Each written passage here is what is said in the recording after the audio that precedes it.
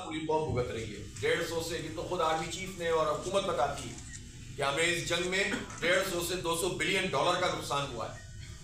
गोया जो हमें कहा गया था, मुशर्रफ साहब ने कहा था कि सबसे पहले पाकिस्तान और हमें डॉलर मिल जाएंगे और हमारी मईशत ठीक हो जाएगी, वो दावा तो बिल्कुल बातें झूठ साबित हुआ और नुकसान हमारा कितना बड़ा हुआ। और हमसे कहा गया था कि अगर हम ये बात नहीं मानते तो हमें अमेरिका ने कहा था कि हम पत्थरों के दौर में वापस ले जाएंगे। अब ये ऐसी फजूल किस्म की बातें लोगों को सुनाकर, बुज़दिल बनाकर आप पूरी कौम को गिरवी रखवा देते और उसके नतीजे में हुआ क्या, यानी जो हमारा सेफ बॉर्डर धमाकों की जद में आया है और इस वक्त भी कम अज़ कम 12-13 ज़िले ऐसे हैं जो शदीद बदअमनी की लपेट में हैं, जिसमें मर्ज अजला भी हैं और उसके अलावा भी हैं। और आपने देखा कि कल ही कुर्रम में जो वाक़या हुआ है वो बड़ा जो है वो दिलदोज़ है कि आप देख सकते हैं कि किस तरह कारवां के ऊपर, कॉन्वॉय के ऊपर हमला कर दिया गया और उसमें शहादतें भी हमारे जो कानून नाफिज करने वाले इदारे हैं उनकी हुई हैं।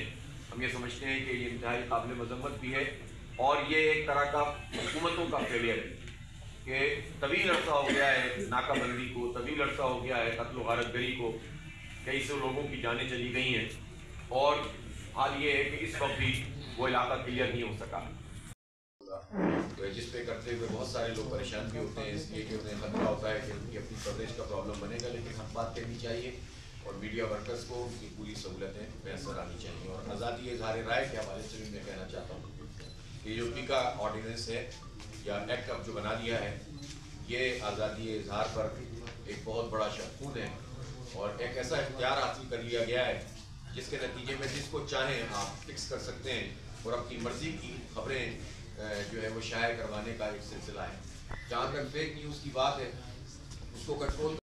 सेकेंडरी किसी में 20% बच्चे रह जाते हैं, 25% रह जाते हैं और जो कॉलेजों में जाते हैं और फिर यूनिवर्सिटियों में जाते हैं वो तो 10% भी नहीं होते। तो आप बताएं बाकी बच्चों को क्या रोजगार दे देते हैं आप? क्या इन नौजवानों के लिए क्या करते हैं? और ये पूरे मुल्क की यही सूरत हाल है। इसमें कंपटीशन करना है तो एजुकेशन में करो ना, IT में करो। IT की एजुकेशन इन बच्चों को क्या मिल रही है इस वक्त? इंतहाई महंगी है, सरकारी इदारों में भी महंगी है। आप किसी डिग्री प्रोग्राम में चले जाएं, आपको इंतहाई महंगी IT एजुकेशन मिलेगी और उसके बाद जिसमें सबसे ज्यादा स्कोप मौजूद है, पाकिस्तान के लिए भी बेहतर है। इन नौजवानों के पंजाब जो है 3 हिस्सों में तकसीम है और अब KP को हमने 4 यूनिट्स में तकसीम किया है और इसके लिए कोऑर्डिनेशन की कमेटी भी बनाई है कि जो खैबर पख्तूनख्वा के ओवरऑल इशूज़ के ऊपर वो कोऑर्डिनेशन भी करेगी, जो पॉलिटिकल इशूज़ होंगे, और तंजीमी सहूलत के लिए काम किया। और ये हमने नहीं किया, इससे पहले PTI काम कर चुकी है, इससे पहले और बहुत सारे लोग कर चुके हैं। तो ये तो स्ट्रक्चरल मसले तो कुछ भी नहीं होते। असल चीज़ तो आपकी तरफ बनते हैं तो मैं बिल्कुल 100% ये डिमांड करता हूँ कि फौरी तौर पर होने चाहिए ताकि यहाँ के आवाम के ऊपर लगे वो पैसे।